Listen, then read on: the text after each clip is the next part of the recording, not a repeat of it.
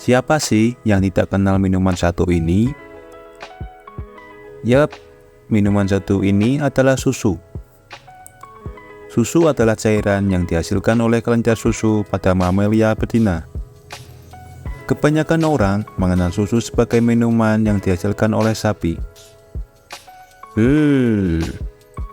Tapi susu juga dapat diperoleh dari hewan lain loh, seperti kambing, domba, kerbau, dan beberapa mamalia lainnya.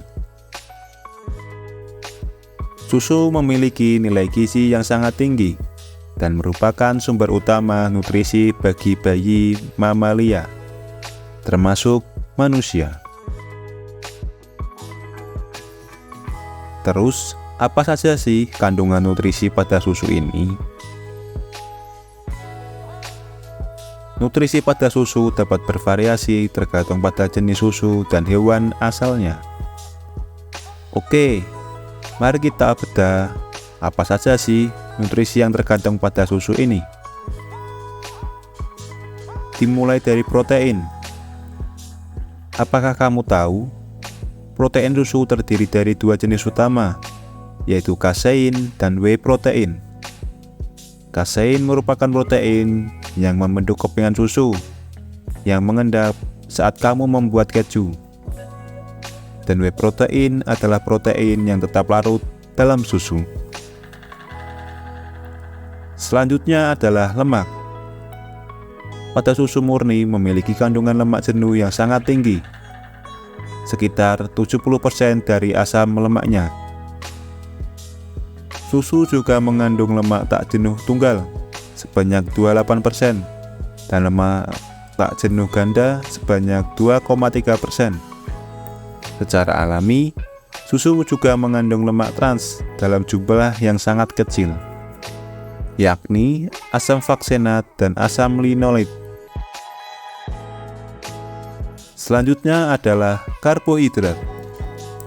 Tahukah kamu, karbohidrat utama dalam susu adalah laktosa, yang merupakan gula alami yang ditemukan dalam susu mamalia. Laktosa juga memberikan rasa manis pada susu. Terus, apalagi sih? Yaitu adalah vitamin. Dalam susu terdapat banyak sekali vitamin, termasuk vitamin A, vitamin D, vitamin B12, vitamin B2, dan asam patonenat atau vitamin B5. Vitamin-vitamin ini sangat penting untuk menjaga kesehatan tulang, penglihatan, dan sistem saraf loh. Apakah itu saja kandungan nutrisinya? Oh, tentu tidak. Ternyata masih ada mineral. Susu mengandung banyak sekali mineral seperti kalsium, fosfor, kalium, magnesium, natrium, dan seng. Terutama kalsium dan fosfor yang diperlukan untuk pertumbuhan dan perkembangan tulang yang sehat untuk dirimu. Apakah kamu tahu, selain dikonsumsi langsung, susu juga digunakan sebagai bahan dasar dalam berbagai produk olahan loh. Apakah saja itu? Yang pertama adalah keju. Kamu pasti sudah tahu makanan yang satu ini. Yap, susu digunakan sebagai bahan dasar dalam pembuatan keju, dengan cara memisahkan zat-zat padat dalam susu melalui proses pengentalan yang dilakukan dengan bantuan bakteri atau enzim tertentu. Selanjutnya, mentega. Apakah kamu tahu proses pemisahan lemak susu dari krim dapat menghasilkan mentega? Kamu pasti sering menggunakan mentega saat memasak, karena mentega dapat memberikan rasa dan tekstur yang khas pada makanan kita. Selanjutnya, yogurt. Kamu pasti sering kan menggunakan yogurt sebagai tambahan pada makanan atau minuman. Tapi, apakah kamu tahu proses pembuatan yogurt? Yogurt dihasilkan dari susu yang difermentasi dengan kultur bakteri.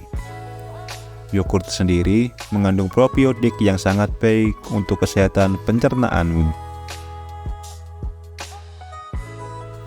Pasti kamu sering kan membuat susu dari susu bubuk? Ternyata susu juga diolah menjadi bentuk bubuk loh, agar praktis dan daya tahan agar lebih lama. Susu bubuk dapat digunakan dalam berbagai resep makanan ataupun minumanmu. Siapa yang di sini pernah membuat roti? Jika pernah, pasti kamu sering menggunakan susu saat membuat roti. Susu dapat memberikan kelembutan, kelezatan, dan kekayaan rasa pada roti yang kamu buat. Apakah kamu pernah mencampur susu dengan kopi atau teh? Itu sangat enak. Susu sering digunakan sebagai bahan tambahan dalam minuman. Susu bisa ditambahkan sebagai pengental atau untuk memberikan kelembutan pada minumanmu. Ternyata, susu juga banyak jenisnya loh. Apakah saja itu? Mungkin banyak kita yang sudah mengetahui, yaitu susu sapi. Susu sapi adalah jenis susu yang paling umum untuk dikonsumsi oleh manusia karena memiliki rasa yang lezat dan kaya akan nutrisi, termasuk protein, lemak, kalsium, dan vitamin. Ada juga susu kambing. Susu kambing memiliki komposisi nutrisi yang mirip dengan susu sapi, tetapi memiliki rasa yang lebih kaya dan sedikit berbeda.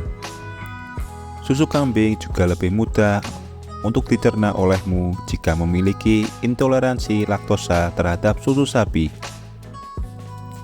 Selain susu kambing, ada juga loh susu domba.